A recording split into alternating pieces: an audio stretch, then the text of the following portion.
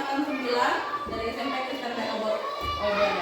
Baik, sebelum itu, sebelum kita masuk ke materinya, pada saat melihat kata penerapan budaya positif, kira-kira apa yang terbersit di dalam pikiran Bapak Ibu?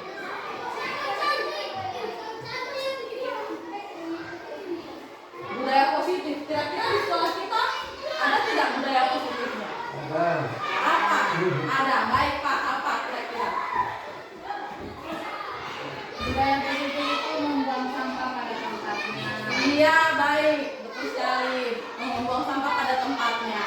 Kemudian mungkin ada lagi yang lain? Budaya positif? Saling membantu antar teman. Iya, yang lain lagi? Baik ya. Morning blessing, iya.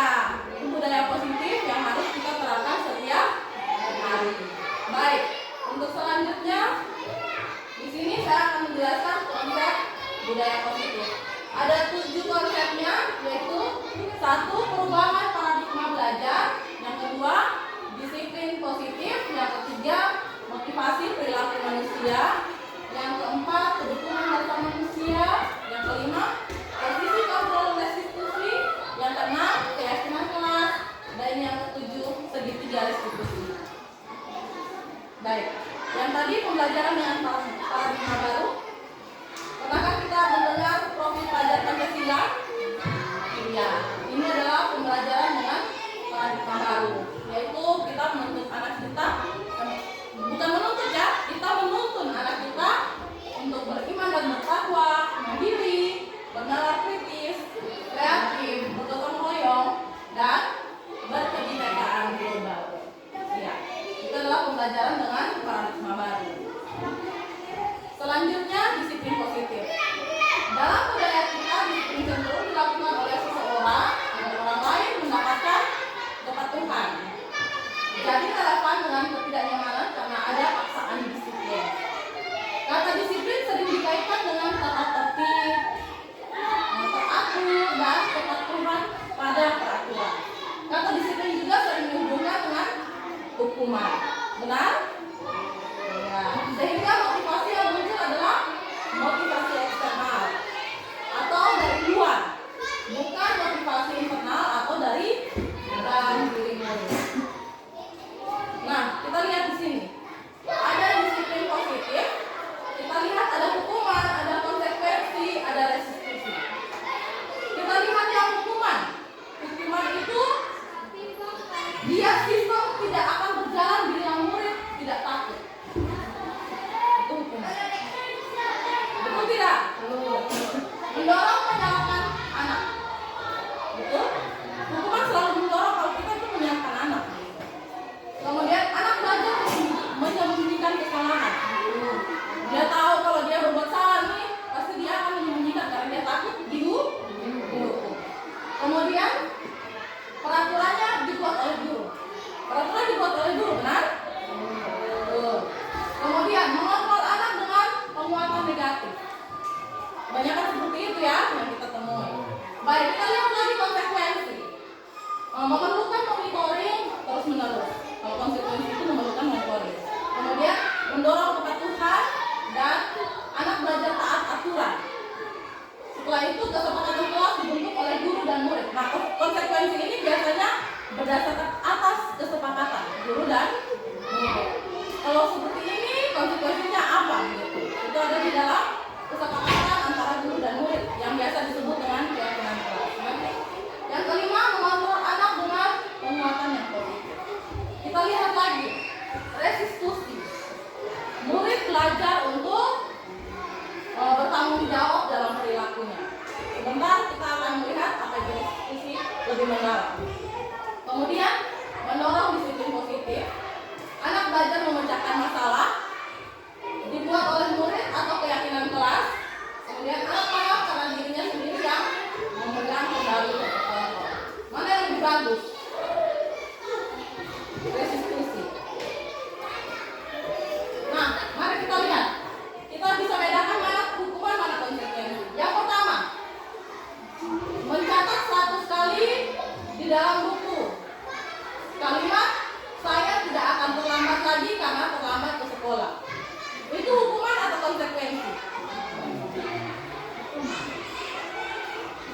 Masing-masing lihat jawabannya ya. Iya, mencatat 100 kali.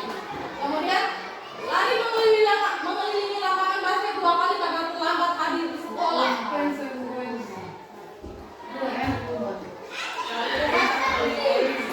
Kalimat lagi. Murid diminta push up 15 kali karena tidak menggunakan masker ke sekolah. Hukuman atau konsekuensi?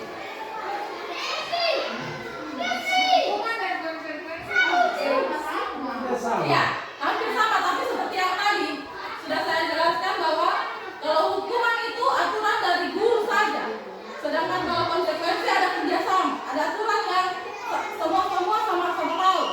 Jadi kalau dia melanggar ini berarti iya. Berarti nomor 2 itu konsekuensi. Dari mengelilingi lapangan basket 2 kali sekolah itu bisa. Oke, kita lanjut ya. Sudah ada studi Kita lanjut. Mengganti kertas pertemuan yang telah dicoret. Kemudian membersihkan tumpahan air di meja tulis karena tersenggol pada saat belajar. Meminta murid tidak mengenakan sepatu harian di sekolah karena tidak mengenakan sepatu hitam.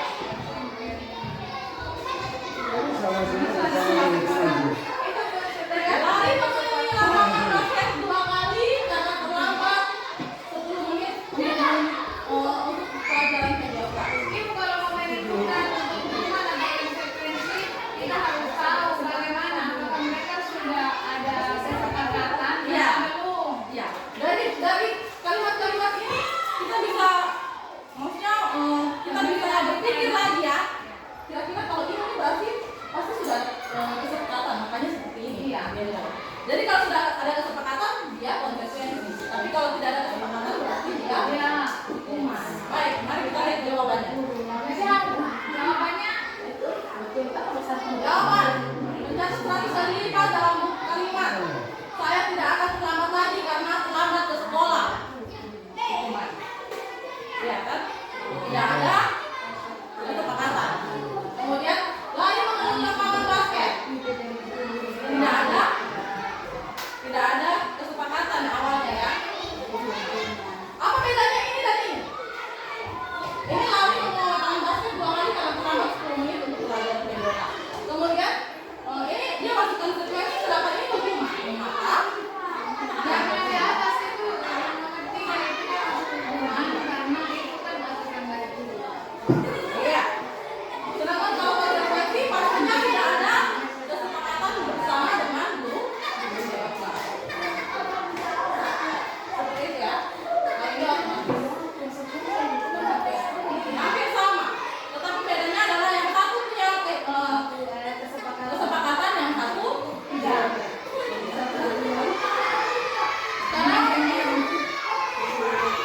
Sekarang tentang penghargaan.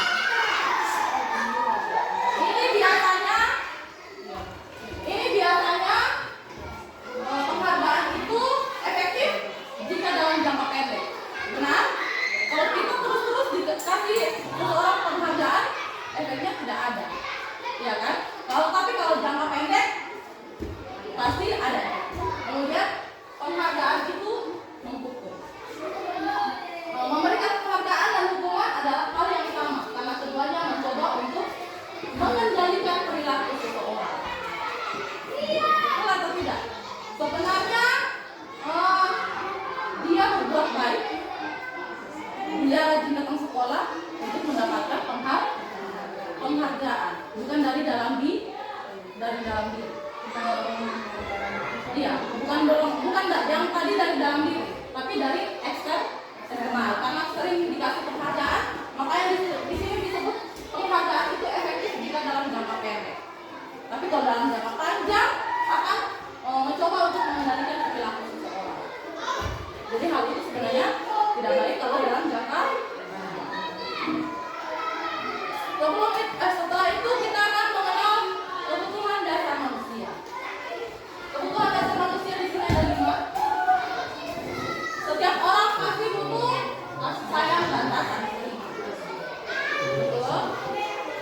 kemudian butuh kebebasan, kemudian butuh kesenangan, butuh kekuasaan, dan ini pasti semua manusia membutuhkan untuk bertahan hidup. Kekuasaan, bagaimana jika anak itu membutuhkan kekuasaan? Biasanya orang memberikan apa?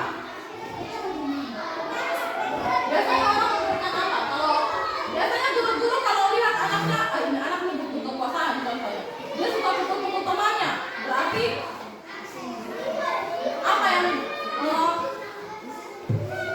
berarti yang mana yang maksudnya di dalam kelas itu ada anak-anak yang butuh kekuasaan. Biasanya bagaimana cara bapak ibu menanggulangi anak-anak yang membutuhkan kekuasaan?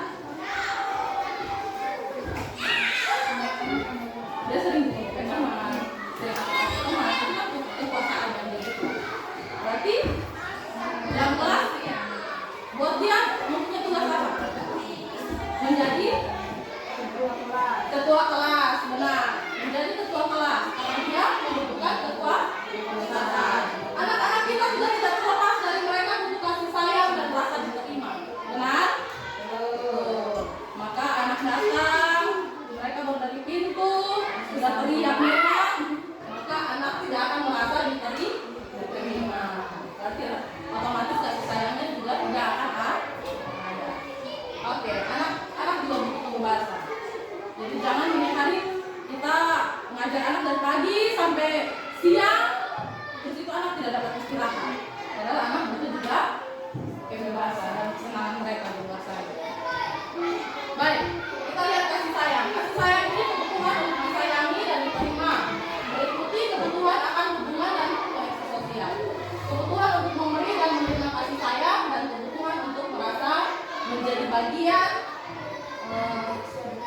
dari suatu kelompok. Kebutuhan ini juga meliputi keinginan untuk tetap terhubung dengan orang lain seperti teman, keluarga, pasangan hidup, teman kerja, binatang peliharaan, dan kelompok di mana kita berada.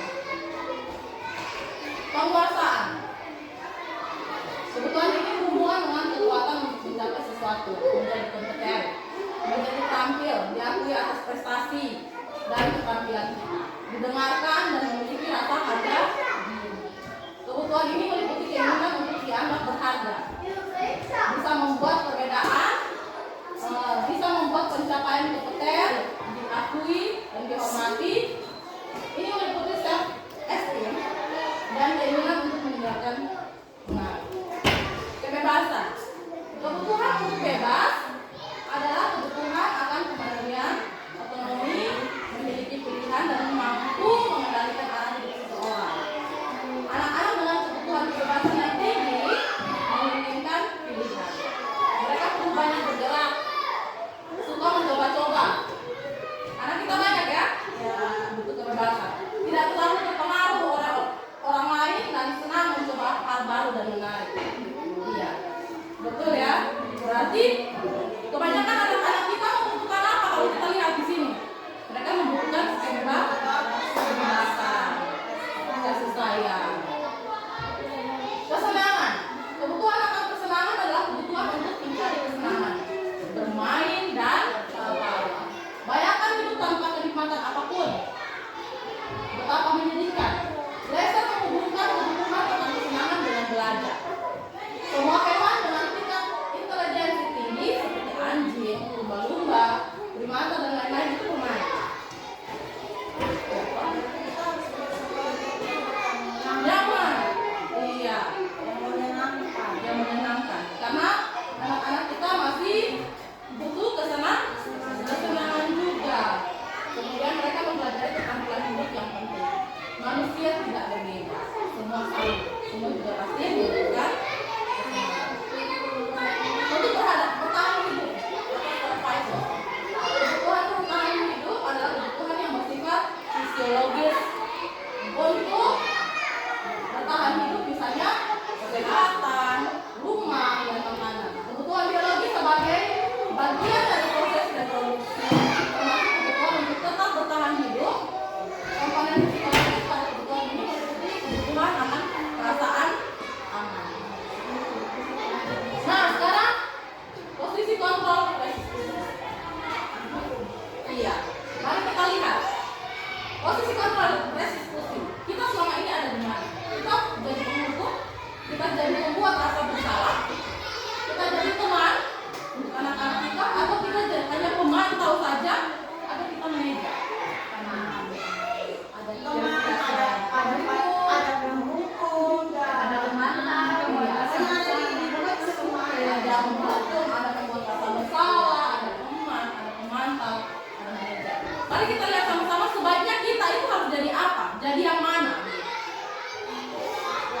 Sekarang jadi penghukum.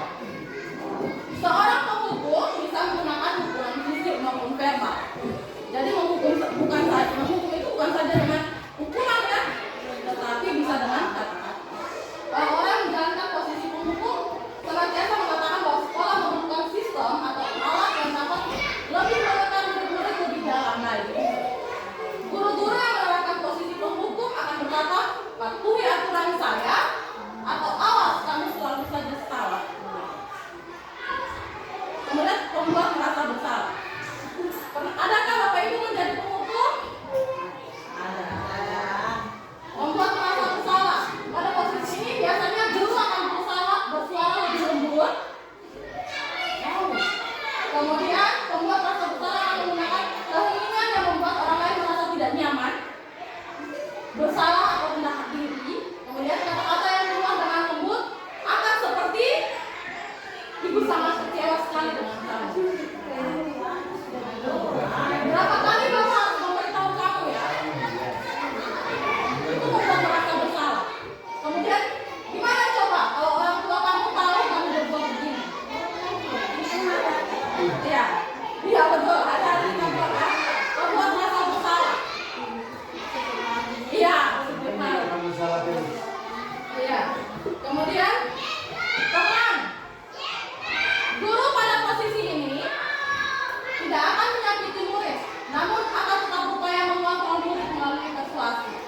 Posisi teman pada guru biasa negatif ataupun positif. Positif di sini berupa hubungan baik yang terjadi antara guru dan murid. Guru di posisi teman menggunakan hubungan baik dan humor untuk mempengaruhi seseorang. Mereka akan berkata, ayo bantulah demi Bapak ya. Mari bantu demi Ibu. Ayo ingat, tidak bantuan Bapak selama ini. Bantuan Ibu selama ini. Selama Ibu ini sudah membantunya tidak? Ya sudah, kali ini tidak apa-apa, nanti Ibu bantu, beres. Tapi sebagai teman. Kemudian memantau berarti mengawasi. Pada saat kita mengawasi, kita bertanggung jawab atas perilaku orang yang kita awasi, anak-anak yang kita awasi. Posisi memantau berdasarkan pada peraturan dan konsekuensi. Dengan menggunakan sanksi atau konsekuensi, kita dapat memisahkan hubungan pribadi kita dengan murid. Sebagai seseorang yang menjalankan posisi pemantau, pertanyaan yang diajukan seorang pemantau biasanya, peraturannya apa? Apa yang telah kamu lakukan? Sanksi atau konsekuensi apa? Seperti yang kamu tahu, kalau sudah buat konsekuensinya, kemudian konsekuensi seperti yang tadi sudah ada kesepakatan. Biasanya di pemantau dia akan bertanya, kamu sudah melanggar peraturan yang mana? Jadi ini pemantau. Selanjutnya manajer. Mari kita lihat baik-baik manajer. Posisi terakhir manajer adalah posisi di mana guru berbuat sesuatu bersama dengan murid. Mempersilakan murid mempertanggungjawabkan perilakunya. Kemudian mendukung murid agar dapat menemukan solusi atas permasalahan tersebut. Seorang manajer telah memiliki keterampilan di posisi teman maupun pemantau. Dan dengan demikian bisa jadi di waktu-waktu tertentu kembali kepada kedua posisi tersebut bila diperlukan. Namun, bila kita menginginkan murid kita menjadi manusia yang merdeka, mandiri dan bertanggung jawab, maka kita perlu mengacu kepada restitusi. Berarti yang dapat menjadikan murid kita seorang manajer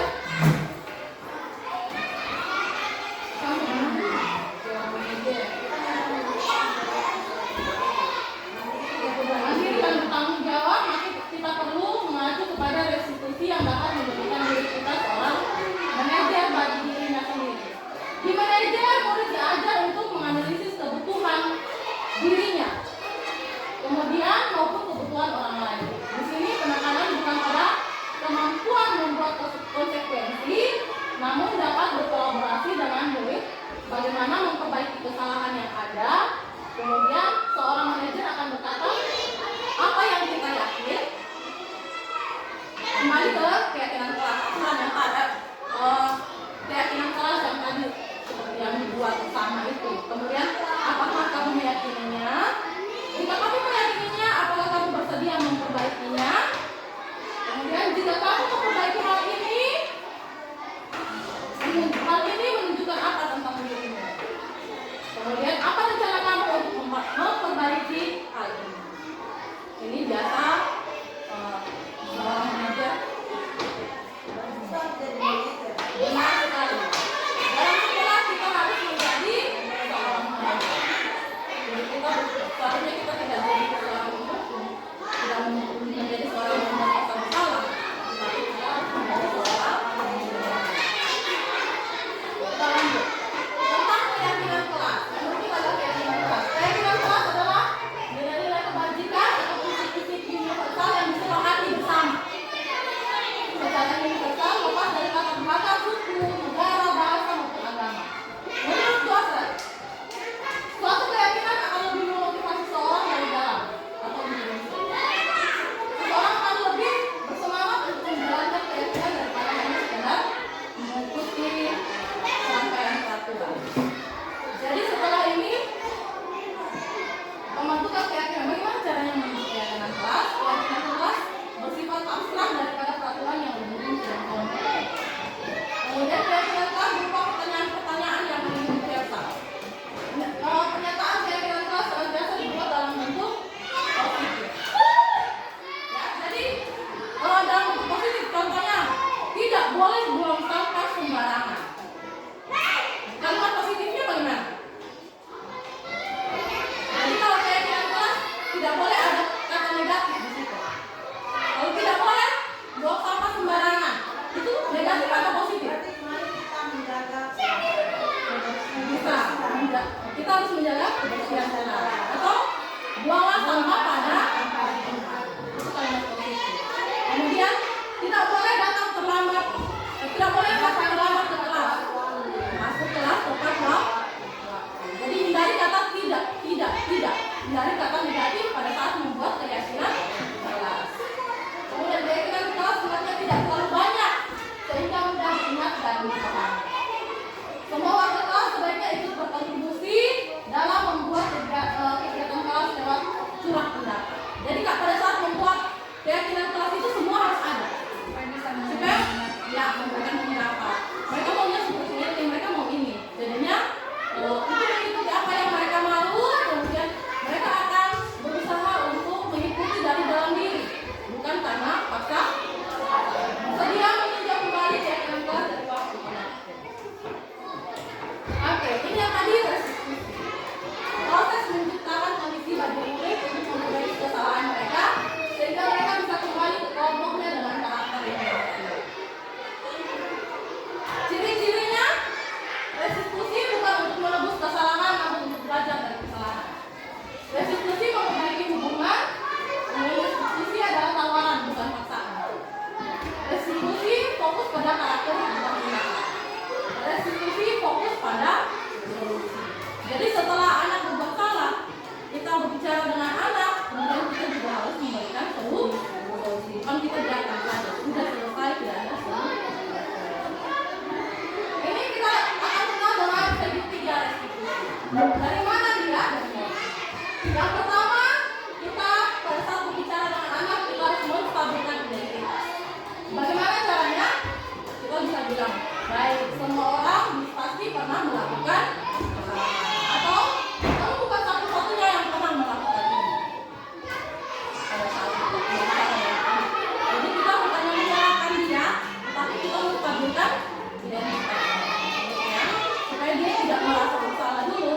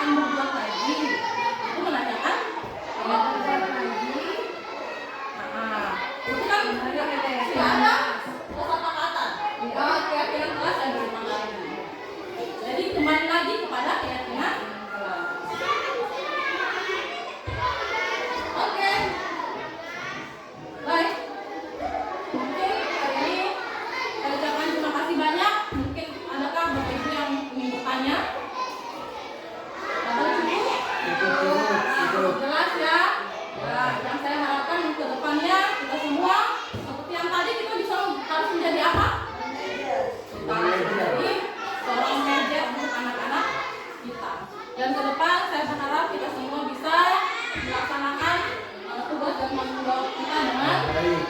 Baik. Oke, mungkin hari ini cukup sampai di sini.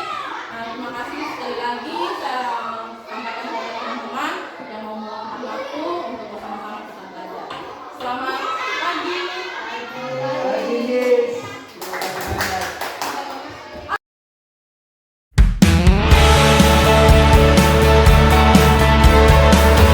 Oke, sudah semua.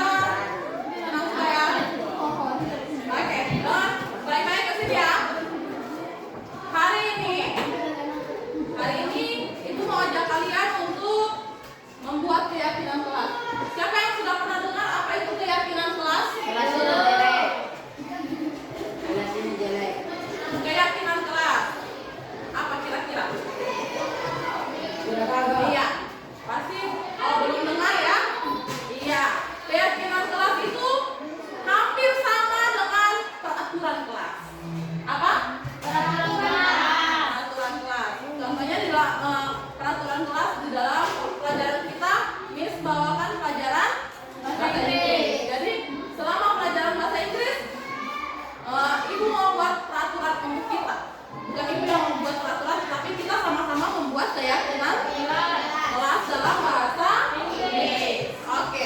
Seperti yang tadi Miss bilang, keyakinan kelas itu sama dengan peraturan kelas. Maka kita lihat dulu aturan kelas yang kalian mau kita terapkan di kelas kita itu apa? Yang pertama, nah, sekarang contohnya apa tadi? Tidak boleh maki. Ada lagi? Tidak boleh ribut pada saat jam pelajaran. Oke. Sekarang Ibu akan bagikan post-it ya. Silakan tulis keyakinan kelas. Satu saja keyakinan kelas yang masing-masing mau kita terapkan di dalam kelas ini. Ya. Oke. Di dalam kelas ini ya. Silakan ditulis satu saja. Seperti yang tadi kalau Mama bilang tidak boleh apa? Kaki. Baik. Yang lain silakan cari. Tidak boleh apa lagi? Tidak boleh. Iya. Nah, tidak boleh berhenti.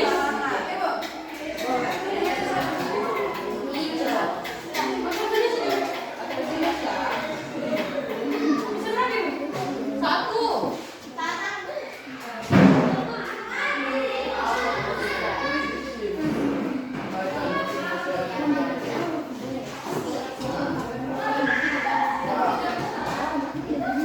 Silakan tulis ke depan. Yang sudah selesai tulis, silakan ditempel di sini. Ya. Tulis keyakinan kelas yang tadi, seperti yang tadi Tuhan bilang apa? Tidak boleh mati. Kalian punya apa? Oh, Indonesia. Pakai bahasa Inggris Indonesia.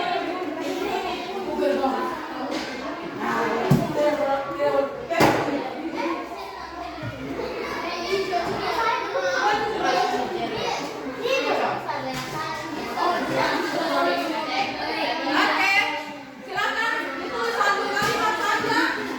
Nanti dapat tempelnya di sini ya. Silakan. Satu saja. Ayo. Oke, langsung tempel. Yang sudah langsung tempel dan duduk kembali ya. Nanti Ibu bacakan dulu kita semua.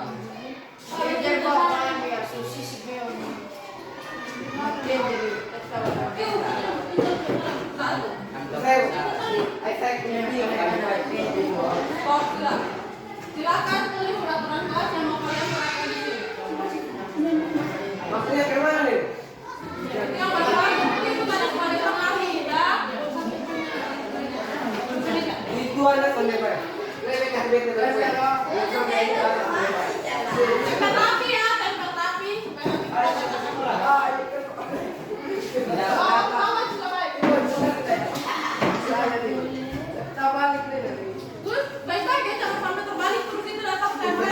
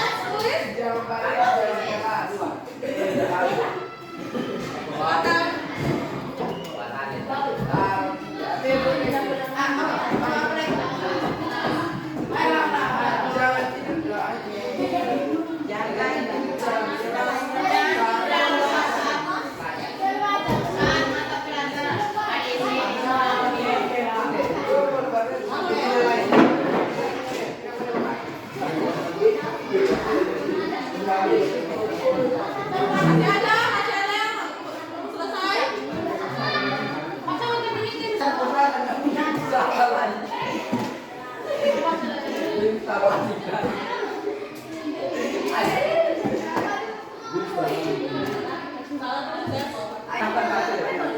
Jam 9.12 sudah 12 Oke, sudah ya. Oke.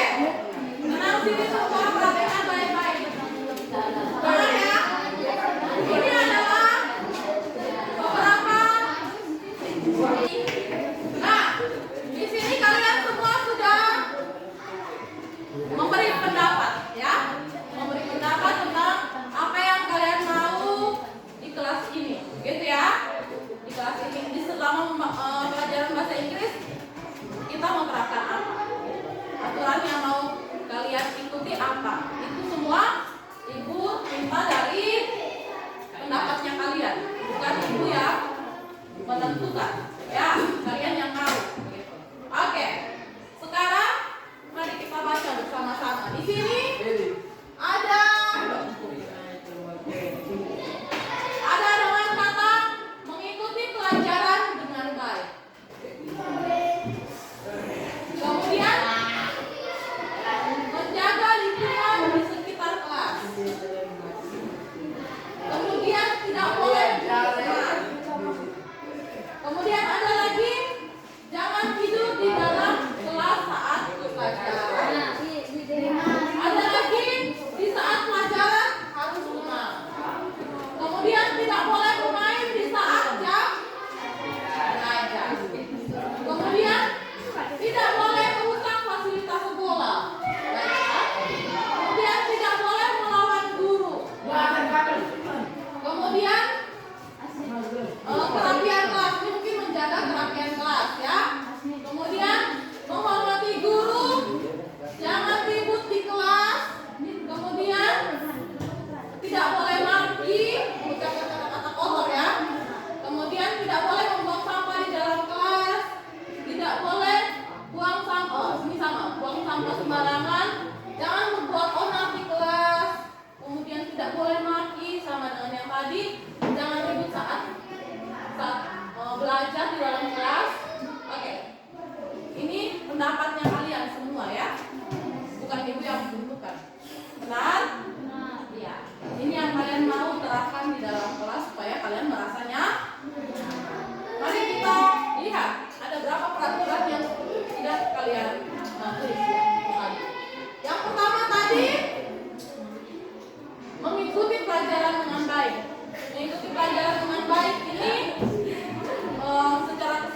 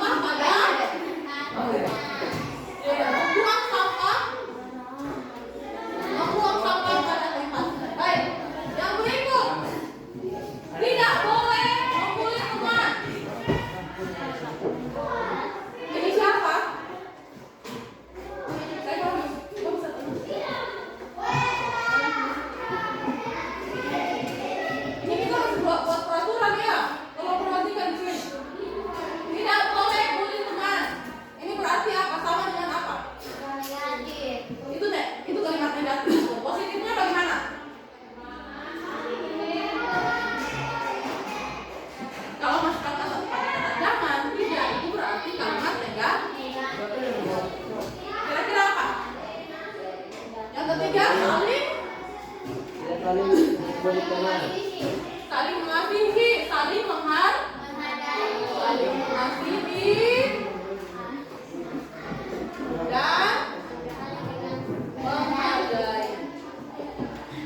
Oke, yang keempat.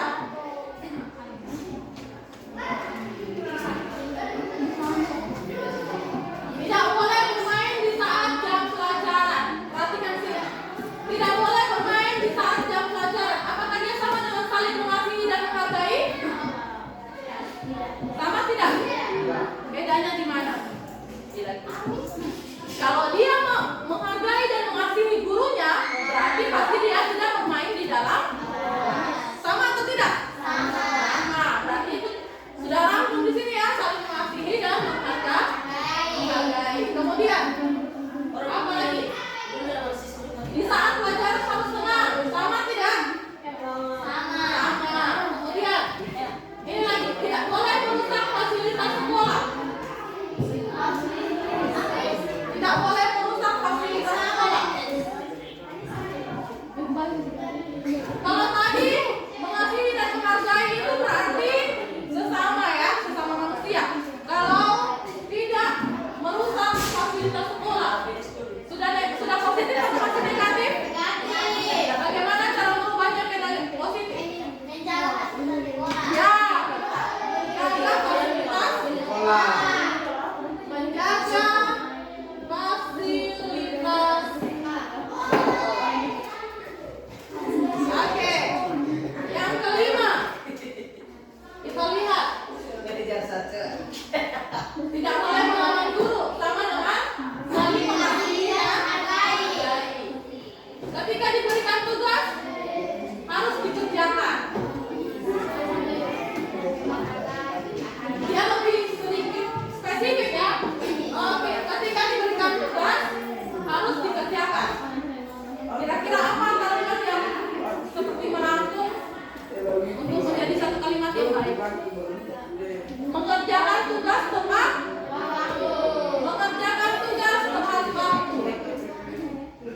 Mengerjakan tugas tepat waktu. Kemudian yang keenam. Apakah mereka berdua sudah saling menghargai dan menghormati? Mengapa mereka menghargai dan menghormati? Karena mereka tidak. Ini kalian yang bikin itu yang kita tahu, bukan kita yang bikin. Kelas nomor 6.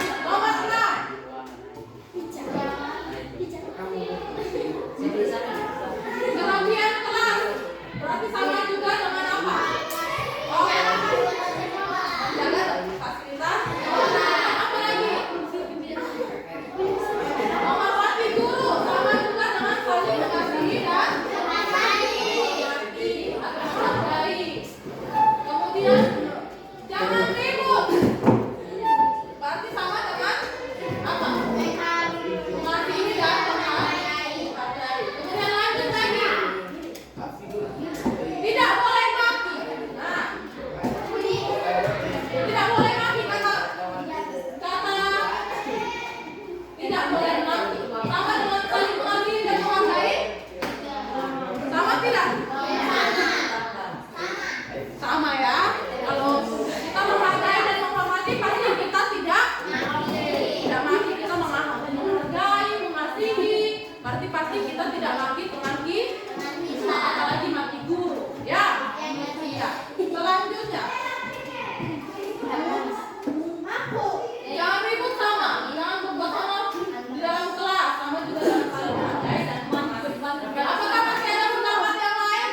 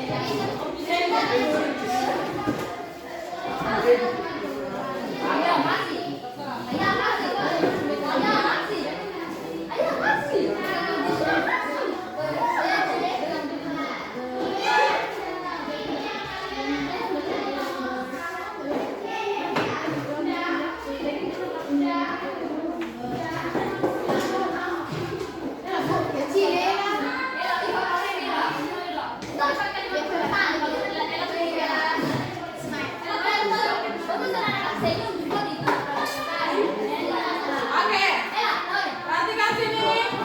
Ada 6 keyakinan kelas yang kita buat ya. Oke, artinya kita sudah buat 6 keyakinan. Nah, 6 keyakinan kelas ini kalian yang memilih sendiri, kalian yang menulis sendiri, ya kan? Kalian yang menentukan. Tinggal kita semua harus mengikuti.